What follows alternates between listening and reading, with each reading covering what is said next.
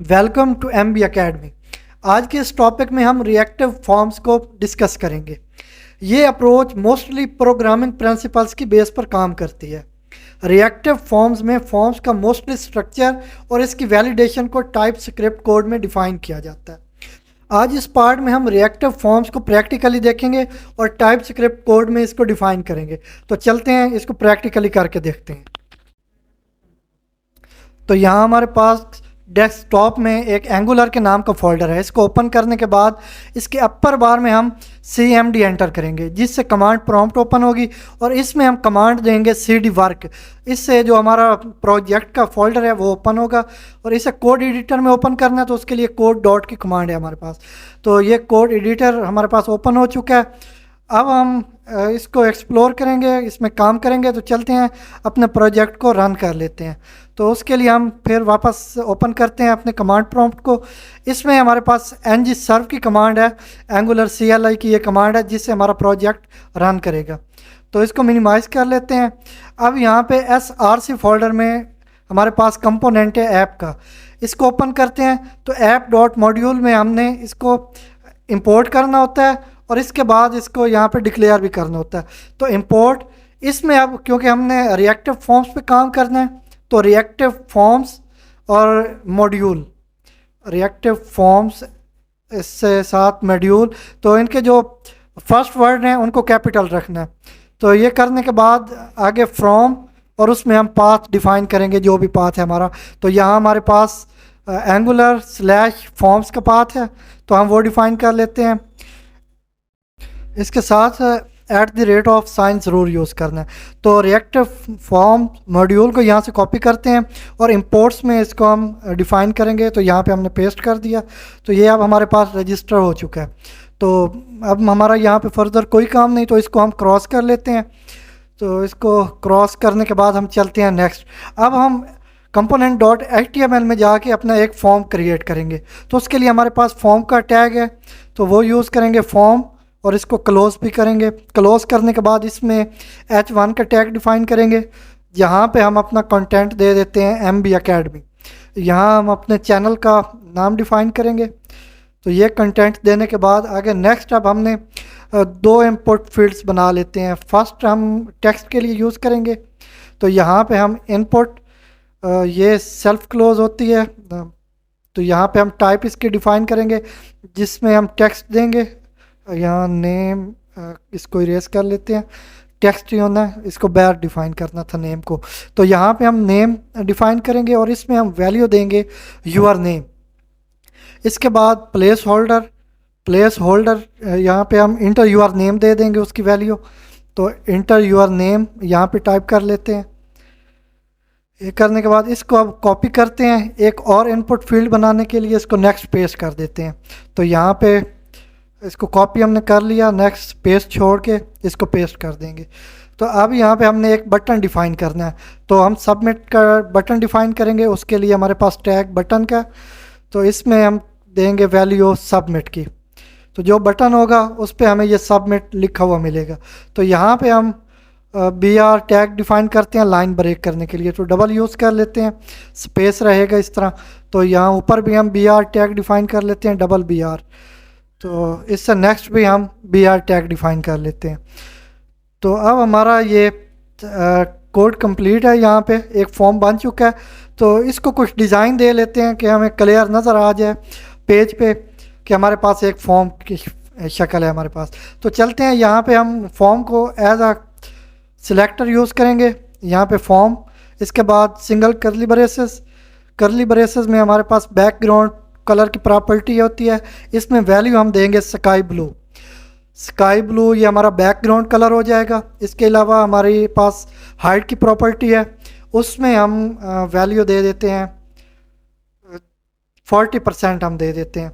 तो ये total page का 40% लेगा ये जो हमारा फॉर्म होगा। तो इससे नेक्स्ट हमें विड्थ इसकी डिफ़ाइन करते हैं, उसको 20% करेंगे।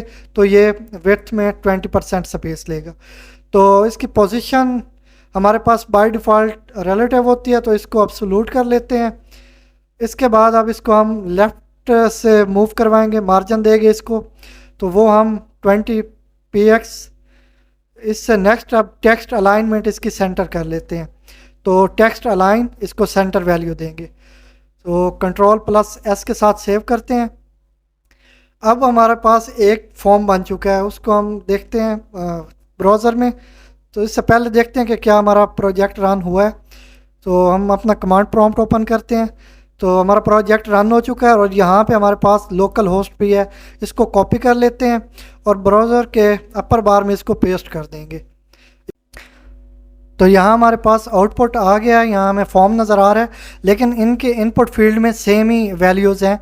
तो जो बाय डिफ़ॉल्ट हैं इनको चेंज कर लेते हैं, क्योंकि हमने कॉपी पेस्ट करने के बाद इसमें मॉडिफिकेशंस नहीं की। तो यहाँ पे नेम को चेंज करके यहाँ पे हम आईडी कर लेंगे और इसकी टाइप चेंज करके इसको हम नंबर कर लेंगे। ये हमारे पास नंबर टाइप का फील्ड होगा। तो इसके बाद प्लेस होल्डर में भी हम एंटर यूर आईडी डिफ़ाइन कर लेंगे।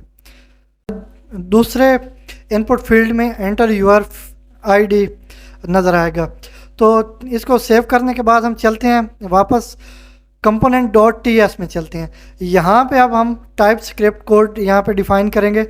तो उसके लिए यहाँ पे सबसे पहले हम इंपोर्ट करते हैं। तो इंपोर्ट, इसके बाद करली ब्रेसेस, ये हमारे स्पेलिंग की मिस्टेक हो गई है, आर ऐड कर लिया। तो यहाँ करली ब्रेसेस में अब हमने 3 चीज़ें इंपोर्ट करनी है। फर्स्ट पे हमारे पास फॉर्म ग्रुप, जो कि हमारे फॉर्म को एक ग्रुप में रखेगा, कंबाइन रखेगा। तो कॉमा के साथ सेपरेशन करके इसके बाद हम फॉर्म कंट्रोल, इससे हम अपने फॉर्म को कंट्रोल करेंगे। और इसके बाद हम थर्ड पे इंपोर्ट करेंगे फॉर्म कंट्रोल नेम, जिसमें हम नेम डिफ़ाइन करेंगे जिसको हम कंट्रोल कर रहे होंगे। जो टेक्स्ट फील्ड हमने कंट्रोल करना है उसका नेम डिफ़ाइन करेंगे। तो फ्रॉम, और इसके बाद हम यहाँ पे इसका पाथ डिफ़ाइन करेंगे @angular/forms। तो ये हमने यहाँ पे इसको इंपोर्ट कर लिया है। तो अब चलते हैं नेक्स्ट। अब यहाँ पे हमने एक प्रॉपर्टी डिफ़ाइन करनी है। तो वो कौन सी प्रॉपर्टी होगी, हमें उसके लिए जो भी प्रॉपर्टी का नाम होगा उसको component.html में वहाँ पे हमें डिफ़ाइन करना पड़ेगा। तो चलते हैं component.html को ओपन करते हैं। यहाँ पे जो हमारे पास एलिमेंट है फॉर्म का, यहाँ पे पहले जो हमने इंपोर्ट किया है ग्रुप, फॉर्म ग्रुप, इसको एज एट्रीब्यूट यूज़ करेंगे और इसमें हम एक वैल्यू देंगे। जो भी नाम देंगे उसी को हमने एज अ प्रॉपर्टी यूज़ करना है। तो हम यहाँ पे सबमिट दे देते हैं। कोई भी नेम हो सकता है, लेकिन हम यहाँ पे इसको सबमिट दे रहे हैं। तो सबमिट को अब हम एज अ प्रॉपर्टी यहाँ पे यूज़ करेंगे। तो यहाँ हमने सबमिट डिफ़ाइन करना है। तो हम इसको टाइप कर लेते हैं सबमिट। अब हमने इसमें एक ऑब्जेक्ट असाइन करना है। तो इसके बाद हम ऑब्जेक्ट बनाते हैं। उसके लिए हमारे पास एक वर्ड होता है न्यू। तो न्यू के बाद अब हमने जो ग्रुप नेम था उसको यहाँ पे फॉर्म ग्रुप, उसको यूज़ करना है। अब यहाँ पे हमने इसकी पैरेंथेसिस डिफ़ाइन करनी है। फॉर्म ग्रुप होना है, क्योंकि इसने पूरे फॉर्म को एक ग्रुप में कंबाइन करना है। तो यहाँ पे फॉर्म ग्रुप, क्योंकि हमने ऑब्जेक्ट क्रिएट करना है तो इसके लिए हम पैरेंथेसिस यूज़ करेंगे। इसमें अब हमने डिफ़ाइन करनी है वो वैल्यूज़ जो हमने नेम के एट्रीब्यूट में एज अ वैल्यू डिफ़ाइन की थी। तो एक हमारे पास यूर नेम थी, यहाँ पे यूर नेम डिफ़ाइन करेंगे। इसके बाद कॉलन, और कॉलन के बाद न्यू वर्ड को यूज़ करते हुए हम जो हमने फॉर्म कंट्रोल को इंपोर्ट किया था वो यहाँ पे डिफ़ाइन करेंगे, क्योंकि हमने जो हमारा इनपुट फील्ड है उसको हमने कंट्रोल करना है। तो उसकी वैल्यू यहाँ पे आएगी, इसलिए हम इसको एम्प्टी रख रहे हैं। तो नेक्स्ट दूसरा हमारे पास आईडी थी, उसको यहाँ पे हमने डिफ़ाइन करना है।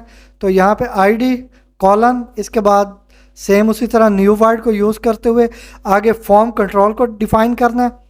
और इसके पैरेंथेसिस में हमने एम्प्टी रखनी है, क्योंकि जो वैल्यू यूज़र वहाँ पे इनपुट फील्ड में देगा वो यहाँ पे मिलेगी। तो इससे नेक्स्ट अब चलते हैं वापस component.html में, और उसमें हमने थर्ड इंपोर्ट किया फॉर्म कंट्रोल नेम, उसको यहाँ पे डिफ़ाइन करना है और उसमें कोई नेम गेट करना है, जैसा कि हमने यहाँ पे नेम डिफ़ाइन किया हुआ है।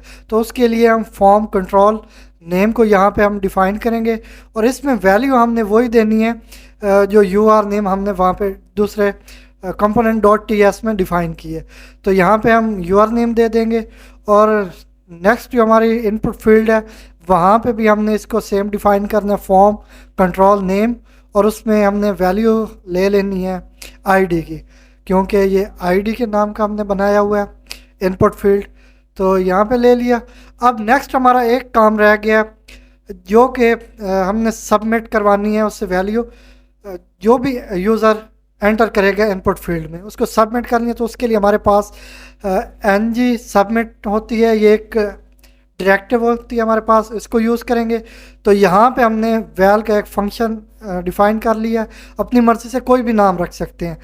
तो यहाँ पे अब वैल के फंक्शन को यहाँ पे हमने डिफ़ाइन करना है कंपोनेंट डॉट ts में, और उसमें हम कंसोल कराएंगे फॉर्म की वैल्यू को। तो उसके लिए हम कंसोल डॉट लॉग यूज़ करेंगे।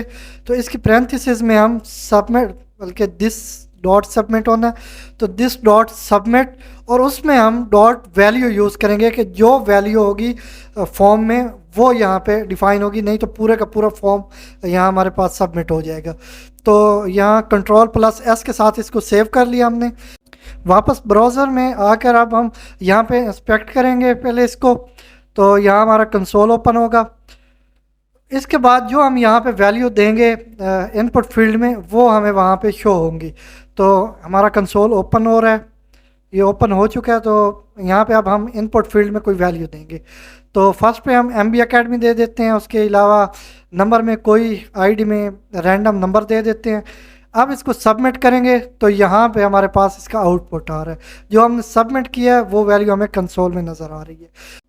तो इस तरह हम रिएक्टिव फॉर्म्स की अप्रोच को यूज़ करते हुए फॉर्म्स को क्रिएट कर सकते हैं और उसको हैंडल कर सकते हैं। अगर आपको हमारी वीडियो पसंद आई हो तो लाइक करें, शेयर करें और हमारे चैनल को सब्सक्राइब करें।